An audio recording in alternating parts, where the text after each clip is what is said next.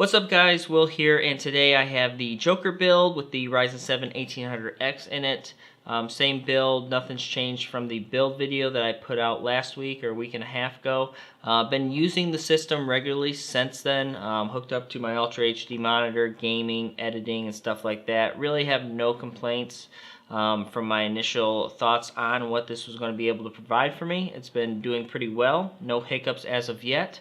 But I wanted to put this video out just doing on gaming benchmarks. A lot of other YouTubers have been putting videos out on the Ryzen 7 chips, which have kind of been, trashing it, saying it's not, it's not worth the money, so on and so forth. I kind of wanted to prove that wrong. Now, don't get me wrong, AMD fully at blame with hyping the chip up, and it comes out it's not able to perform as good as what they were putting it up with, the 6950K, I believe it was. And basically, once we all got the chips in hand, what they were promising and what they were showing on their own benchmarks were certainly not the case. The main gripes I have is with the RAM. I've got 3000 megahertz of RAM in there. I'm only able to run it at 2166 megahertz. I have, with Intel chips, I'm usually overclocking it by way more than 500 gigahertz, or 500 megahertz, I'm sorry, to where this, I'm just barely getting 400 megahertz, to where I haven't dabbled too much with it, but I was able to get a 4 gigahertz base clock consistently and stable, which isn't bad. But with the Intel chips, I think with my old 3570 or 3750K Ivy Bridge processor, I was getting, I could overclock that a full gigahertz above what the base clock was, and it was stable, so it was nice. But like I said, I basically just want to kind of go over the benchmarks of gaming. Like I said, a lot of other YouTubers have covered this. I'm going to do little things a little bit different in this video by not comparing or showing any comparisons with other processors. One, I don't have the 6950K, I don't have the 7700K. I do have a 6600K, which you can check out those benchmarks in the GTX 1070 versus 1080 video that I put out a couple weeks ago. But you'll see, I just kind of want to clear our mind of everything and take a look at what FPS we're able to achieve in these games without, comparing it, is it better than this processor, is better than that. In my mind, if you're over 60 FPS, a game is very playable. And if you're at an ultra setting over 60 FPS, you're going to be able to achieve way more than that by hitting the presets down on your games you're playing. So now, I know a lot of people aren't probably going to be happy hearing that, but this chip offers a lot more than just gaming. And I'm going to, obviously, as you've seen, if this is just going to be gaming benchmarks, I'm going to have a couple more videos in this series with this Joker Ryzen build. But yeah, I definitely in the future want to get into how it does with productivity, encoding, rendering, and all that. I definitely think this is appealing to the streamers. Twitch.tv, game streaming is very popular nowadays. Wish I had the time to do it.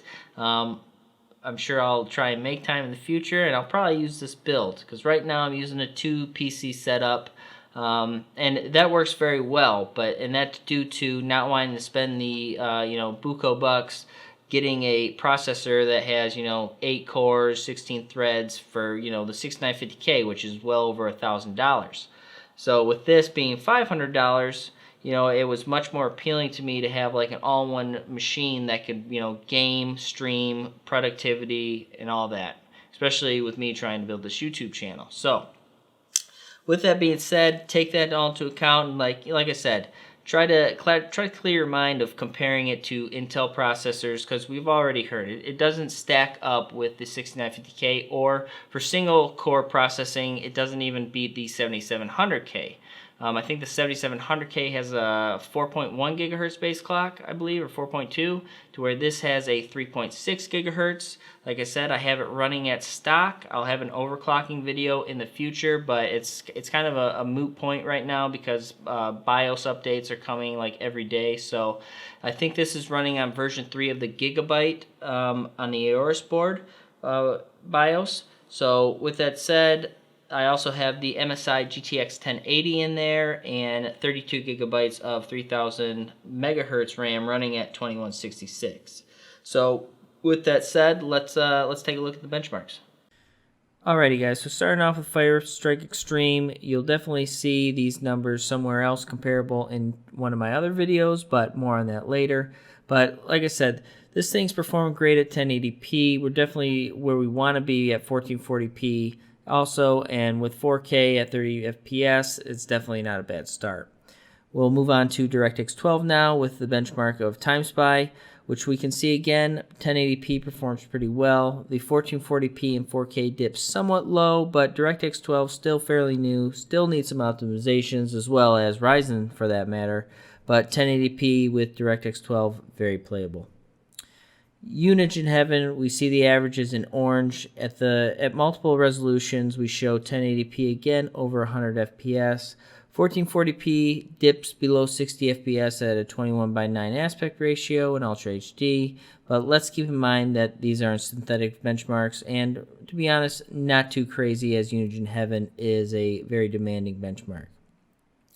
With that said, let's move on to some actual games. Starting out with GTA 5, I ran two different settings. One ran with everything maxed out, and another with, again, everything maxed out, but MSAA, or multi-sampling anti-aliasing, off, which generally has a big effect on FPS. So here we all see the resolutions as well, well above 60 FPS with MSAA off, which is where we want to be for sure. On to Witcher 3, another demanding game at Ultra Preset, 1080p showing well above 60 FPS, and is 1440p hovering around there. Playing around with the preset a little bit, moving down to high with NVIDIA Hairworks off, should be able to net you 60 FPS at even 4K. Battlefield 1 using DirectX 11 because there's no way for me to do or benchmark DirectX 12 really well. But DirectX 11 at Ultra Preset in a multiplayer setting shows all resolutions, very playable FPS even at 4K. Moving on, I added two new games for benchmark to the benchmarking arsenal, one which being Doom, which we can see we achieve well over 60 FPS with all resolutions, even 4K. Lastly, I added Metro Last Light. For some reason, it dawned on me that this game was sitting in my Steam account untouched, just waiting for me to be installed for the past few years. So I finally installed it, ran the benchmarking tool at a couple resolutions, as you'll see. But you can see that at 1080p and even Ultra HD, it's very playable at max setting, whereas at 4K, you'll have to definitely play around with some settings to achieve 60 FPS. Alright, so after the benchmarks, hopefully you can tell that Ryzen, by far, the chips can game. I mean, it mostly still, everything relies on your GPU. When you have your games that get into physics, which I will say a lot of the new games are, but that's when the CPU comes into effect. Now, like we said, and we've seen from other YouTubers, can the 7700K perform better in games? Yes. Can the 6950X or 6950K perform better in games? Yes. Is the 1800X or Ryzen 7 series chips bad? No. You can do a lot more things with the Ryzen 7 chips, but with that being said, would I, if I was purely going to build a gaming rig, would I use a Ryzen chip? No. And with that said, if it was purely for gaming and I, had a budget, wanted to build it as cheap as possible, but still have a high-end rig, I would probably still go with, a processor that doesn't have hyper-threading, like I did with my, what I call Big Red build that I built I think in August of last year. So I put a 6600K, that's just a quad-core processor, no hyper-threading, performs fine. And now that you guys seen the benchmarks and hopefully looked at it with an open mind, the Ryzen 7 chip performs much like the 6600K in-game. And that's probably due to having the clock speed close to what the 6600K runs at. Now, with that being said, I could also overclock the 6600K way more than I can with the Ryzen 7. So if I was to do this build again, even with gaming, the intent to stream, encode, render, you know, productivity stuff. Would I get the 1800X? No.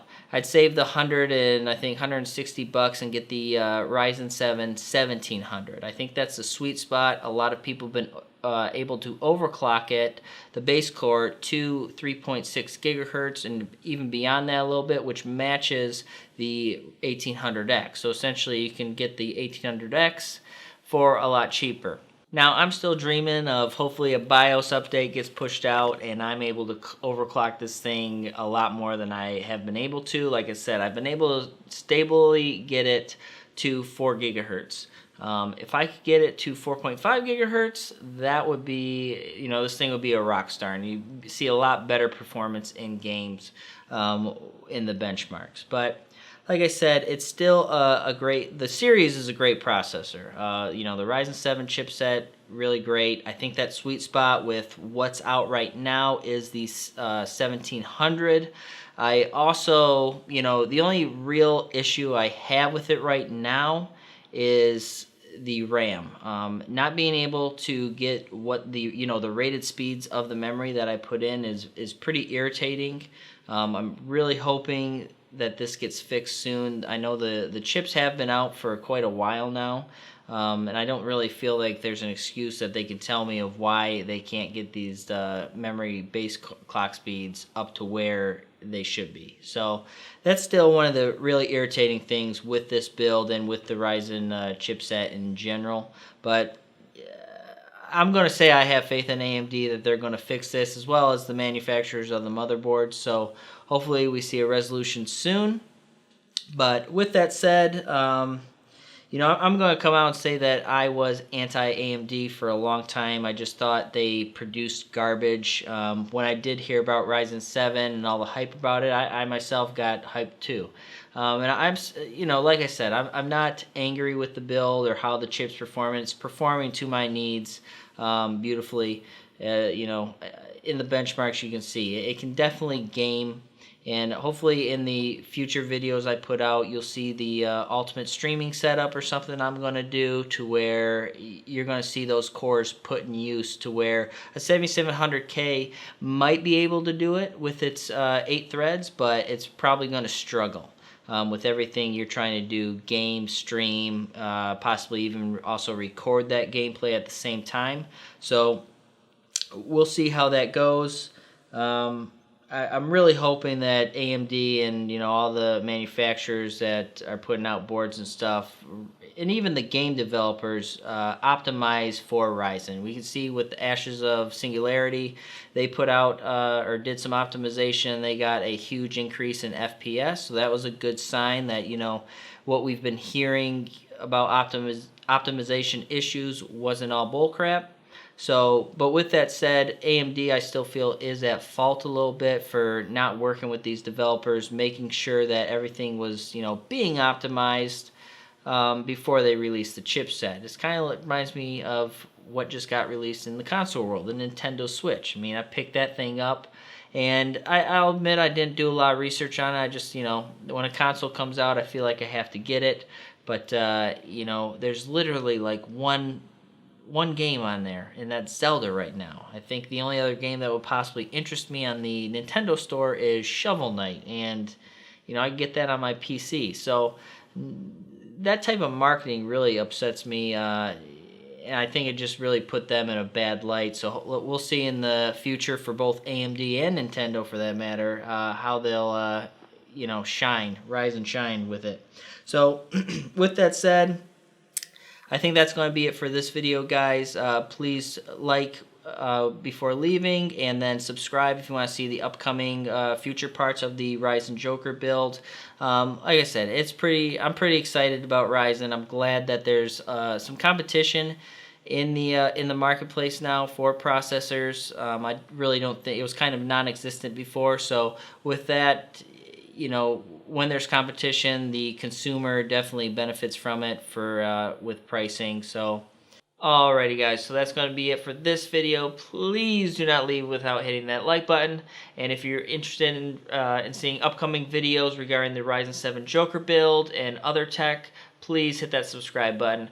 Pretty happy with what I've been seeing. You guys, you know, the view count, subscription, and likes on the videos definitely provide me a lot more motivation to definitely come home after my full-time job and make more videos. So with that being said, thank you guys for watching, and I will see you guys in the next one.